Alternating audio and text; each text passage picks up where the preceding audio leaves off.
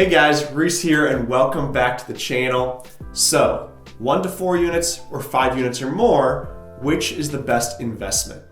And you might be thinking, Reese, this topic has been done over and over again. We've got a video from Graham Stephan, video from Chandler David Smith. I think Ryan Pineda's made a video on this at this point in time. It's a well-covered topic. And you're absolutely right. However, as I make that transition from buying duplexes to trying to buy bigger units, those 5 units and more, I've come across a few things that just aren't covered in these videos I've seen.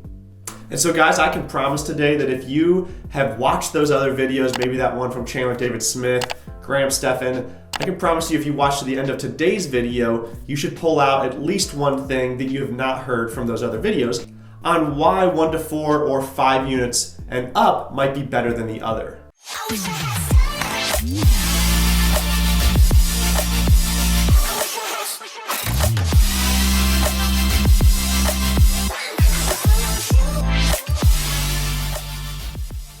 Now let's start off by saying that you can't go wrong buying either of these, size of properties. 1 to 4 units, 5 and more, if you buy them right, if you buy a good deal, you're gonna make money and you'll do great.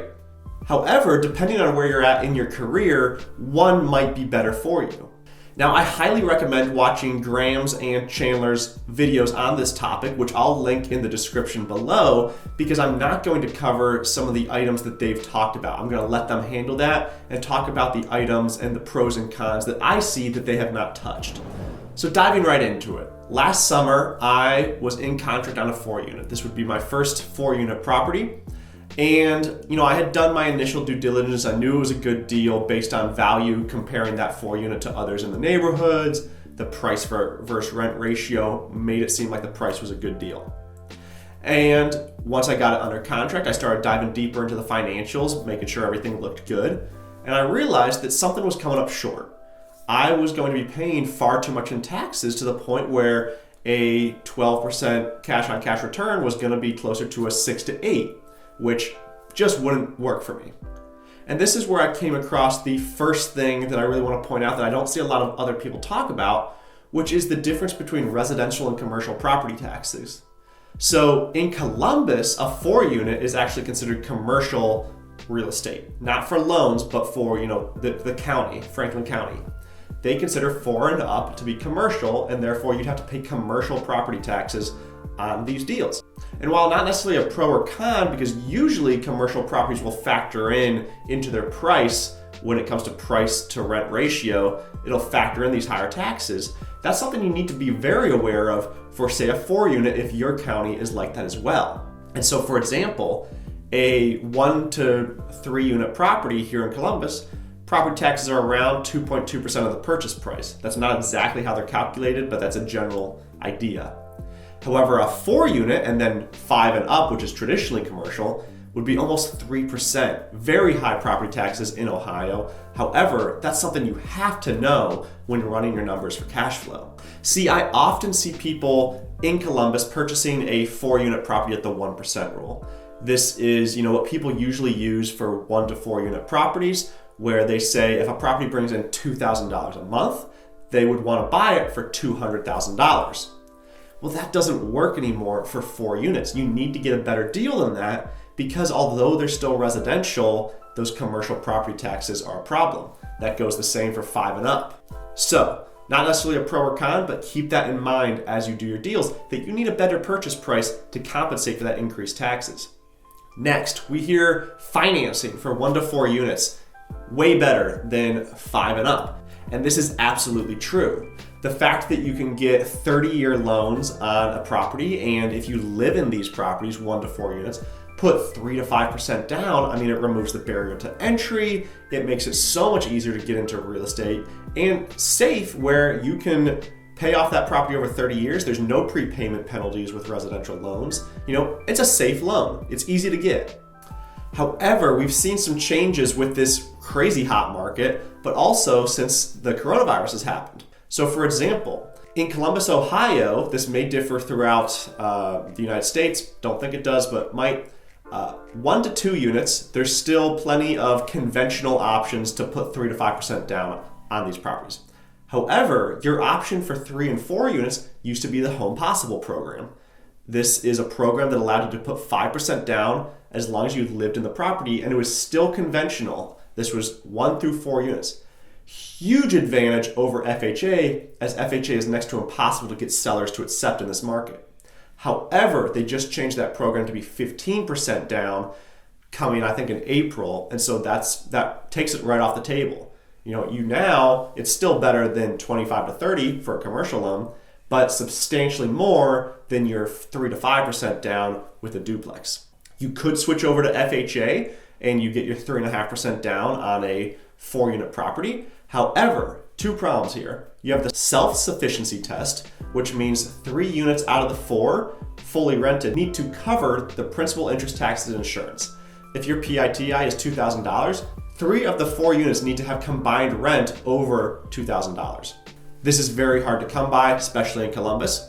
However, another problem, getting sellers to accept FHA when cash and conventional offers are on the table, almost impossible unless you overpay for the property. And I think I lied, I said 2 issues. The third issue is you need to buy properties in turnkey condition unless it's a 203K loan. Getting a 203K loan accepted in this market, very, very difficult.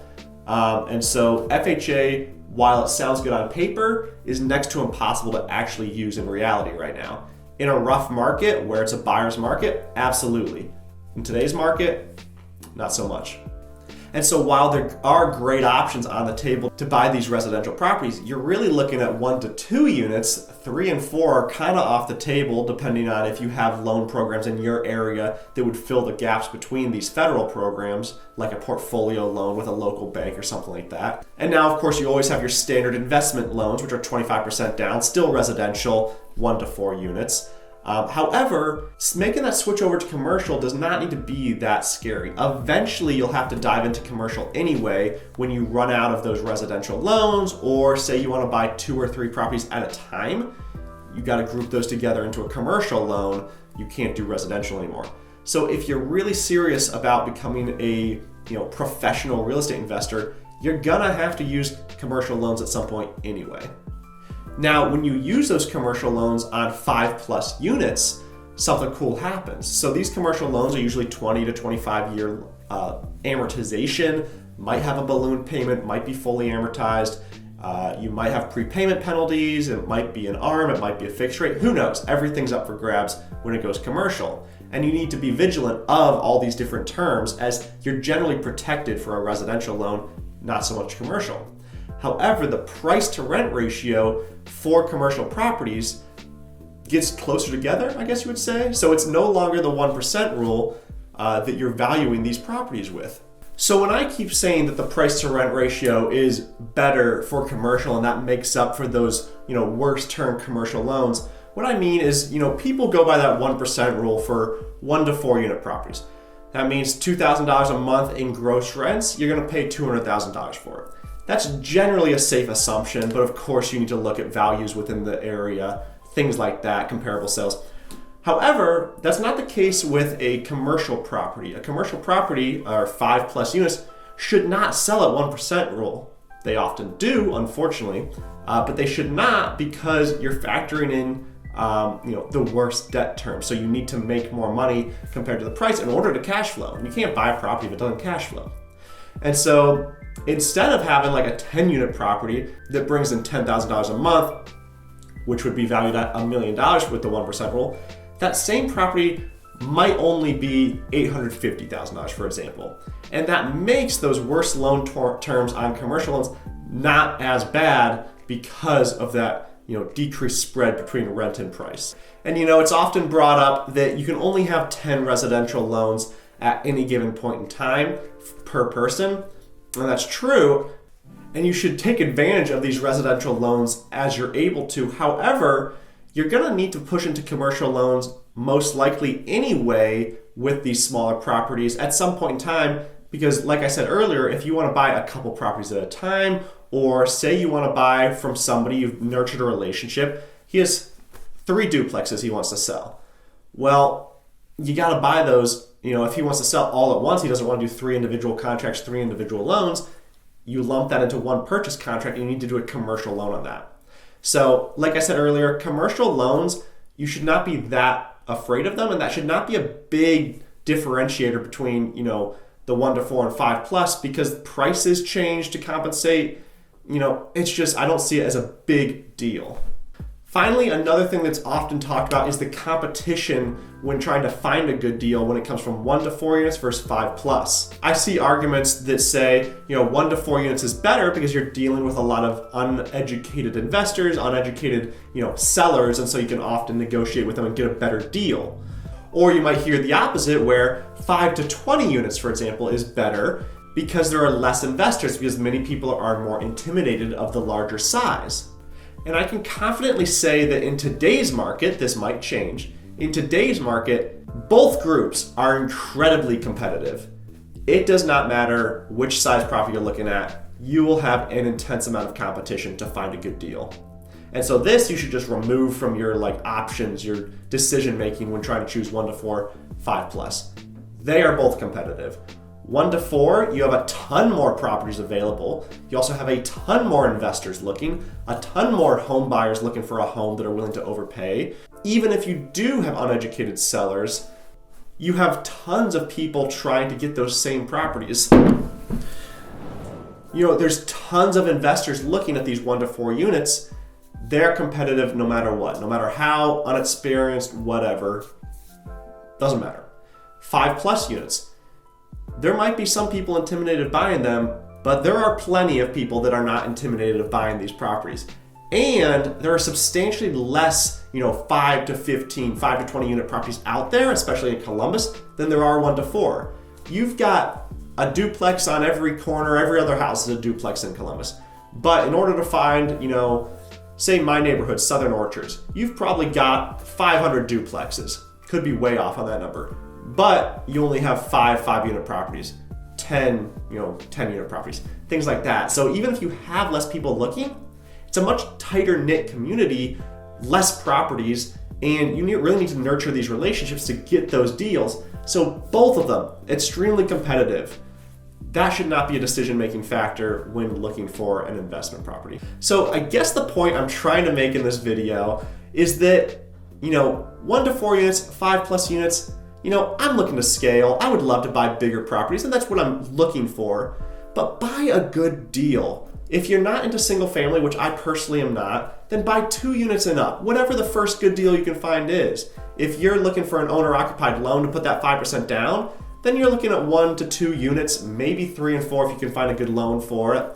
However, if you have 25% down, then just look in your price range and find a good deal. Who cares the units? You can always take, say, a duplex. If you bought a duplex while you were looking for a 10 unit and this duplex came across your table as a great deal, buy it. If you find another property, 6 months later that's a 10 unit and you need to raise money, you can sell that duplex relatively easily. And if it was a good deal, you'll make money on it. So should not be a concern. I see so many people limit the size, the units they want to buy, whether they want to buy only duplexes or only 10 units and up.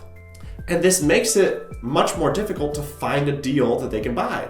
And so if they're looking for 10 units and up, they might go a year and not buy any property where they could have just bought 5 duplexes. So guys, I hope you took a little bit out of this video today. If you want to see more of a breakdown on more pros, more cons for each group, check out Graham's video, check out Chandler's video. I didn't want to just do what has been done already. I wanted to point out some things that have not been talked about too much, if at all, before. So I'll link their videos in the description. Highly recommend you check them out. But once again, I want to end this video by saying, just buy a good deal. That is it. If you can afford 10 plus units, if a couple good duplexes come up, I don't think you should be terribly concerned about whether it's 10 or more.